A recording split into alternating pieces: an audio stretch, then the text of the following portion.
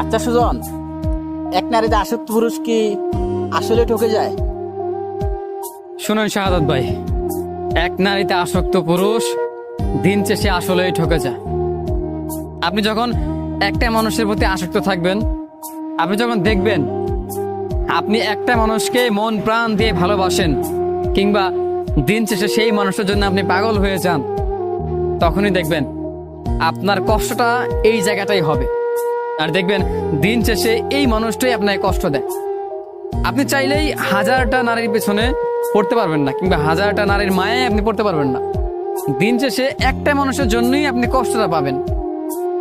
এক নারীতে আসক্ত পুরুষ কিংবা এক পুরুষে আসক্ত নারী আসলেই ঠকে যায়। ব্যাপারটা হয় কি জানেন, পৃথিবীতে হাজার হাজার নারী কিংবা পুরুষ আছে। ঠিক ধরেন, আমি যেমন একটা মানুষকে ভালোবাসি, এই মানুষটাকে ছাড়া অন্য কোনো